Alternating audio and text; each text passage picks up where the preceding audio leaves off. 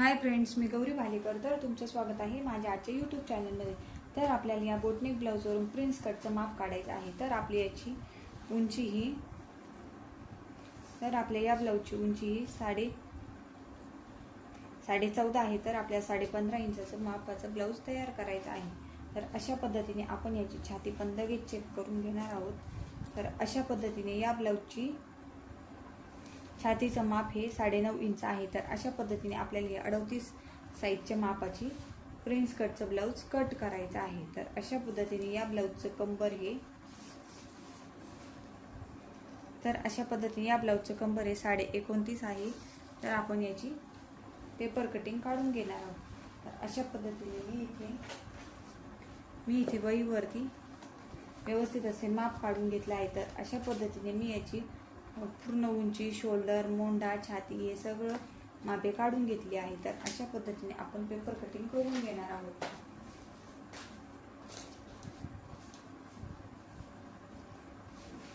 तर अशा पद्धतीने मी पेपर कटिंग करण्यासाठी इथे पेपर घेतला आहे.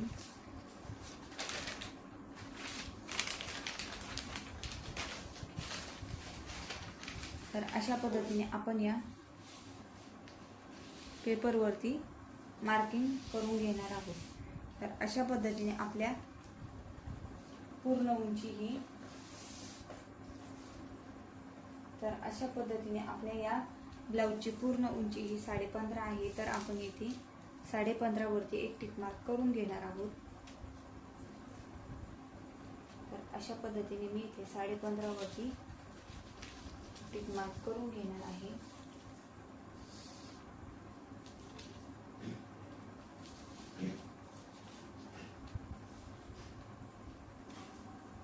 अशा पद्धतीने आपण इथे 15.5 वरती उंची टाकून घेतली आहे. तर आपण तिथे पण एक लाईन मारून घेऊ.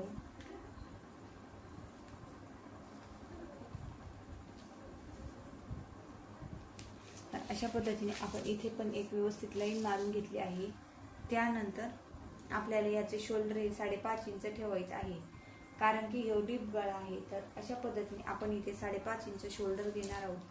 तर आपण इथे पण 5.5 वरती टिक मार्क करून घेणार आहे, म्हणजे आपले शोल्डर हे खालीवर किंवा कमी जास्त होणार नाही. त्यानंतर आपला मोंढा हा 8चा आहे. तर आपण इथे 5.25चा.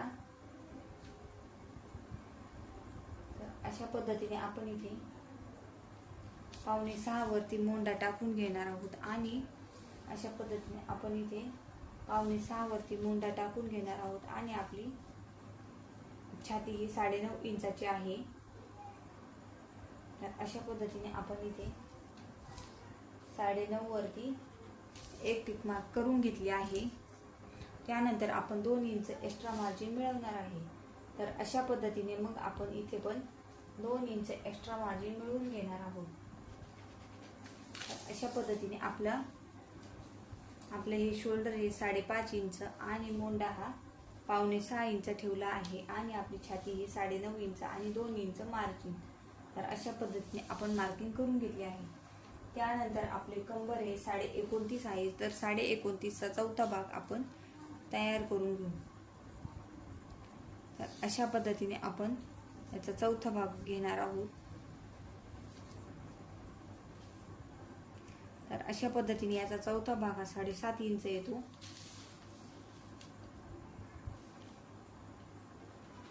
1 इंच मागचे टक्स आणि 2 इंच मार्जिन. तर अशा पद्धतीने आपण पूर्णपणे मार्किंग करून घेतली आहे. तर अशा पद्धतीने आपण इथे एक लाईन व्यवस्थित अशी मारून घेऊ.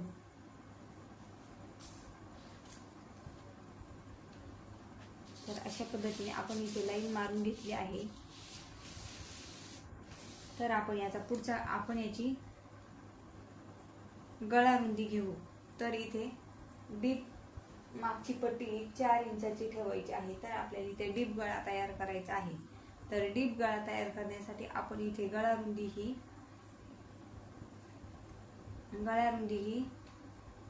2 इंच ठेवणार आहे. तर अशा पद्धतीने आपण 2 इंचावरती गळा रुंदी ठेवणार आहोत. आणि आपला पुढचा गळा हा 6.5 इंच आहे. तर अशा पद्धतीने आपण इथे एक बॉक्स तयार करून घेणार आहोत.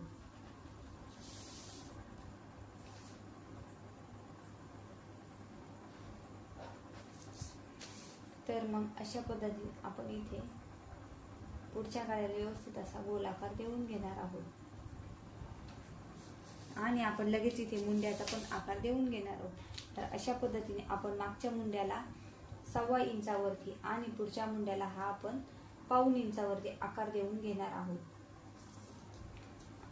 आणि या बाजूने आपण ब्लाऊज घातल्यावर या बाजूने घोळ येऊ नये म्हणून आपण इथे 2 रेषा इतपत खालच्या बाजूने आकार देऊन घेणार आहोत. तर अशा पद्धतीने असा आकार दिला की आपल्या ब्लाऊजला गोल किंवा चुन्या पडत नाही. आणि आपण याचा मध्य काढून घेणार आहोत.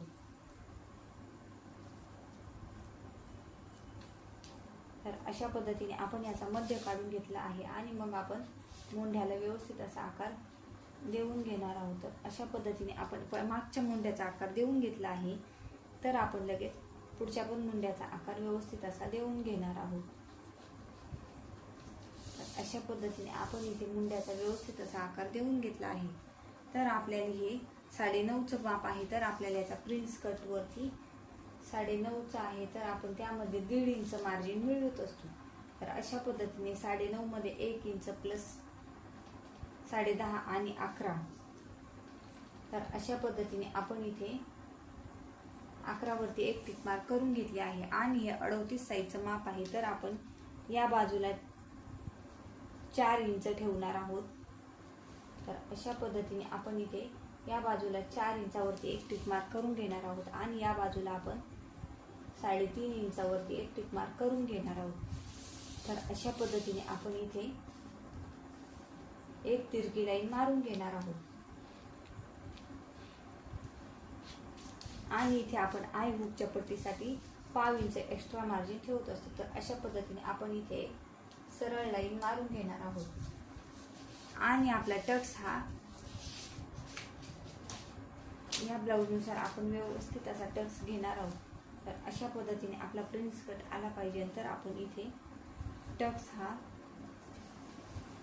2.5 इंचाचा ठेवणार आहोत. तर अशा पद्धतीने आपण इथे 2.5 वरती एक टिक मार्क करून घेणार आहोत. आणि आपण या बाजूचा मध्य याचा 4.5चं निम्म करून घेणार आहोत. तर अशा पद्धतीने आपलं 2.25 इंच येतं. तर आपण इथे 2.25 इंचावरती एक टिक सरळ लाईन मारून घेणार आहोत. तर अशा पद्धतीने आपण इथे 2.5 इंचाचा हा टक्स 2.5 इंचाचा टक्स आणि इथे आपण 2.25 इंच घेतला आहे. तर आपण इथे व्यवस्थित असा आकार देऊन घेणार आहोत. असा एस टाईप आकार देऊन घेणार आहोत. त्यानंतर आपण हा लगेच असा छान असा आकार देऊन घेणार आहोत.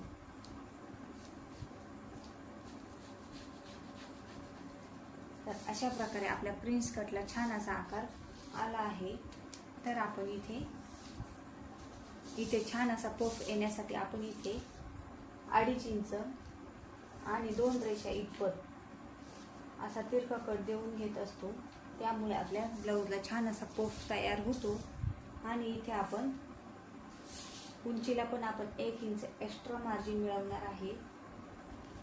तर या बाजूला पण आपण 1 इंच एक्स्ट्रा मार्जिन मिळवणार आहे. अशा पद्धतीने आपण इथे प्रिन्स कटची पूर्णपणे मार्किंग करून घेतली आहे. तर आपण इथे 2.5 इंच एक्स्ट्रा मिळवलं होतं. तर आपण या बाजूला पण 2.5 इंच एक्स्ट्रा मिळवून घेणार आहोत. तर अशा पद्धतीने आपण इथे 2.5 इंच मिळवलं होतं. जो भाग आपला कट होऊन जाणार आहे. कट होऊन गेला की इथे आपण एक्स्ट्रा मार्जिन मिळवत असतो. आणि इथे पण आपले जॉईंटमध्ये गुतत असतं. तर अशा पद्धतीने मी या बाजूला पण 1 इंच एक्स्ट्रा मार्जिन मिळवत असते. तर अशा पद्धतीने आपण इथे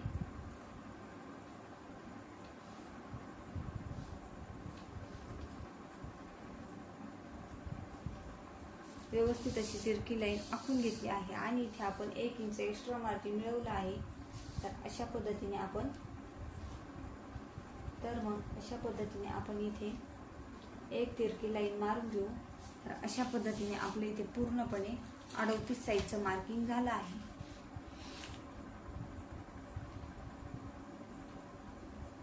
तर अशा पद्धतीने आपण इथे 2.5 साईजचं पूर्णपणे मार्किंग करून घेतलं आहे. तर आपण लगेच इथे कट करून घेणार आहोत.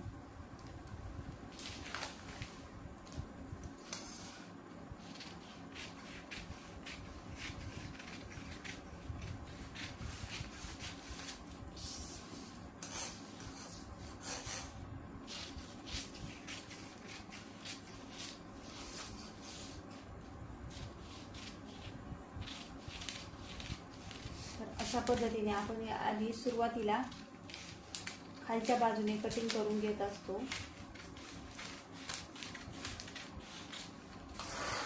अशा पद्धतीने आपण इथे खालच्या बाजूने कट देऊन घेतला, मग या मोंड्याचा आकार देऊन घेतला. त्यानंतर आपला जो गळ्याचा इथे शोल्डर पाशी जो सेंटर आहे तिथे पण आपण व्यवस्थित असा कट देऊन घेतला.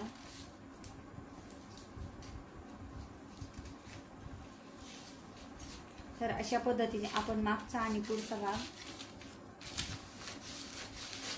लगेच बाजूला करून घेणार आहोत. तर आपण आधी पुढचा पार्टचा गळा कट करून घेऊ.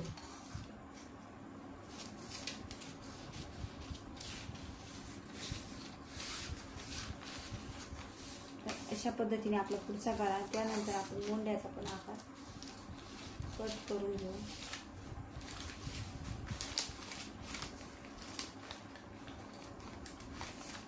तर अशा पद्धतीने आपला पुढच्या मोंड्याचा आकार हा व्यवस्थित आला आहे.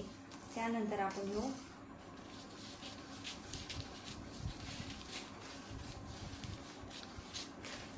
तर अशा पद्धतीने आपला हा कटोरीचा साइड पार्ट आणि ही प्रिन्स कटची कटोरी तयार झाली आहे. त्यानंतर आपण जे एक्स्ट्रा टोप देणार आहोत त्यासाठी आपण हे अशा पद्धतीने आपण छान असा प्रिन्स कटला आकार देऊन घेत असतो. त्यानंतर आपण हे जे यामध्ये जे एक्स्ट्रा मार्जिन मिळवलं आहे ते आपण व्यवस्थित असं ठेवून घेणार आहोत. तर आपण खालच्या बाजूने 1 इंच एक्स्ट्रा मिळवलं होतं, म्हणजेच आपली पूर्ण उंची ही 15.5 आहे. तर आपण इथे 15.5 वरती एक टिक मार्क करून घेणार आहोत आणि मग आपण सरळ लाईन मारून घेणार आहोत. तर अशा पद्धतीने आपण इथे एक सरळ लाईन मारून घेणार आहोत आणि या फिटिंगच्या बाजूने आपण 2.5 इंच एक्स्ट्रा मिळवलं होतं आणि या बाजूने आपण 1 इंच एक्स्ट्रा मिळवलं होतं. तर ते पण आपण लगेच मार्किंग करून कट करून घेणार आहोत.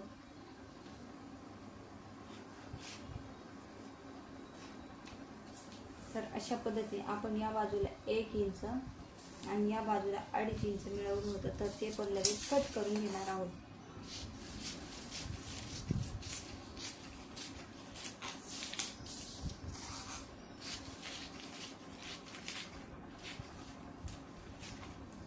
तर अशा पद्धतीने हा आपला बॅक पार्ट तयार झाला आहे. हे फ्रंट पार्ट आणि ही साईडचा कटोरी पार्ट. अशा पद्धतीने आपण प्रिन्स कटिंग केला की आपला प्रिन्स कट एकदम व्यवस्थित बसत असतो. तर ही पद्धत तुम्हाला कशी वाटली नक्की सांगा आणि आपल्या चॅनलवर नवीन असाल तर चॅनलला सबस्क्राईब करा.